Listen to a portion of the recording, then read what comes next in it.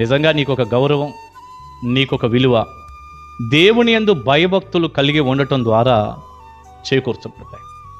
ఈనాడు అసలు దేవుణ్ణి నమ్మమంటే ఎవరు నమ్ముతున్నారు? యేసుప్రభుని నమ్ముకోండి, దైవ భయంలో ఉండండి. ఆయన సృష్టికర్త, మీ జన్మ కారణం ఆయనే. దేవునికి భయపడరా, పాపం కదా ఇది, ఈ పాపం మీరు చేయకూడదు అంటుంటే ఎవరికి ఇష్టం ఉంటల్లా.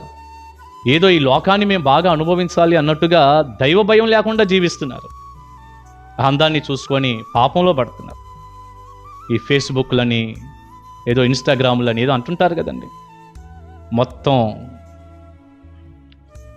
వాళ్ళని వీళ్ళు చూసుకుంటా, వీళ్ళని వాళ్ళు చూసుకుంటా మాట్లాడుకొని అందులో కలిసి నువ్వు ఎంత అందంగా ఉన్నావు, అంత అందంగా ఉన్నావని ఎవడో అనేసరికి ఆ బుట్టలో పడిపోయి ఇంకేముందని, అయ్యో ఇదంతా మోసమే, వాడేదో నన్ను వాడుకోవటానికి ఈ పని చేస్తున్నాడు. అబ్బే అంత జ్ఞానం ఏమీ లేదండి. పెద్ద పెద్ద చదువులు, పిహెచ్డి, ఆహెచ్డి ఏమీ లేదు, మొత్తం కిచిడి అంతే.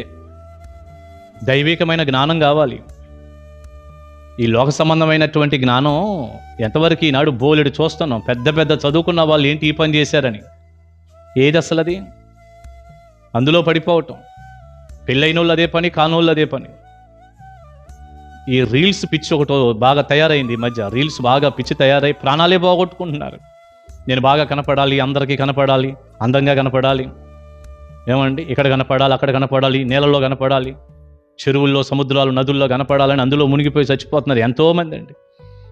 ఎందుకు ఇవన్నీ ఇప్పుడు అంటే ఏదో కనపడాలి, నన్ను మెచ్చుకోవాలి, నేను బాగా నా అందం కనపడాలి, నా అభినయం కనపడాలి. ఏం కనపడాలి? తర్వాత నువ్వు కనపడకుండా పోతున్నావుగా. అలా కనపడాలి, ఇలా కనపడాలంటే నిన్ను ఎతకటానికి రోజు పడుతుంది. ఎవరు కనపడకుండా పోతున్నావు. మరి ఏంటి పని అంతా? ఏంటో విపరీతమైన ప్రాణాలు తీసిపోయే అంత రీల్స్ పిచ్చా? దేనికి అసలు అవన్నీ? ఏమండి, దేవుని యందు భయభక్తులు కలిగి, అసలు దేవుని యందు భయభక్తులు కలిగి ఉండటం అంటే ఏంటో తెలుసండి? చెడుతనాన్ని అసహించుకోవటం. సామెతల గ్రంథం 8:13 చదువుకోండి చక్కగా. యెహోవా యందు భయభక్తులు కలిగి ఉండుట అనగా చెడుతనమును అసహించుకొనుటయే. క్లియర్గా రాస్తుంది. ఏదో పై భయం కాదు, చెడుతనాన్ని అసహించుకోవాలి, చెడుకు దూరంగా ఉండాలి, పాపానికి దూరంగా ఉండాలి. అది దైవ భయం అంటే.